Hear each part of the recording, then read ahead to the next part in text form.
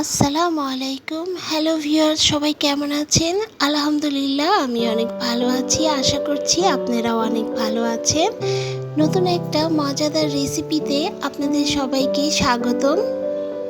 আজকে আমি আপনাদের মাঝে শেয়ার করব খুবই উপকারী ও অসম্ভব মজার থানকুনি পাতার ভর্তা।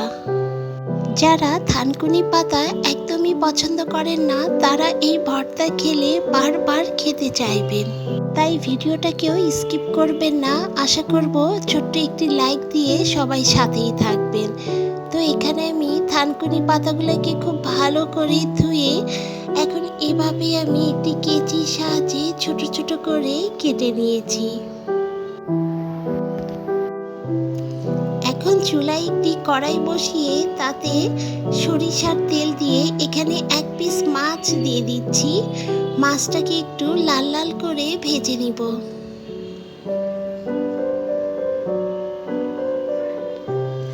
এখানে আমি 4-5টা গোটা শুকনা মরিচ অ্যাড করে দিয়েছি। মাছ এবং শুকনা মরিচটা যখন আমার ভেজে নেওয়া হয়ে গিয়েছে, এখানে আমি পেঁয়াজ এবং কাঁচা মরিচ ভেজে নিচ্ছি।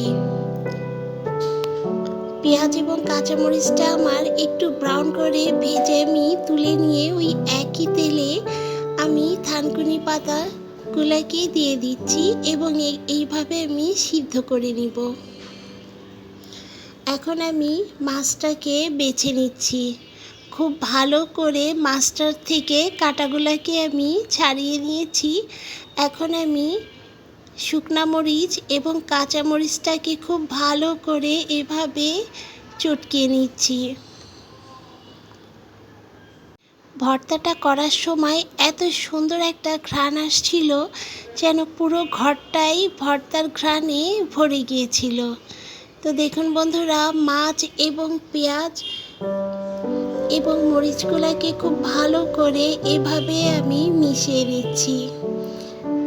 একটু সময় নিয়ে খুব ভালো করে কিন্তু মিশিয়ে নিতে হবে।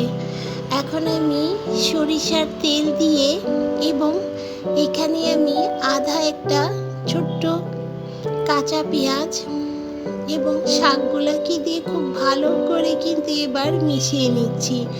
আমি শাকটা সিদ্ধের সময় সামান্য একটু লবণ দিয়েছিলাম এবং পরে আর একটু লবণ অ্যাড করে দিলাম।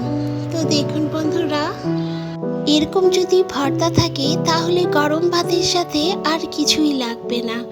তো ভিডিওটা ভালো লাগলে অবশ্যই সাবস্ক্রাইব করে সাথে থাকতে পারেন, আর বেশি ভালো লাগলে শেয়ার করে সবাইকে দেখার সুযোগ করে দিতে পারেন। তো আজকের মতো এই পর্যায়ে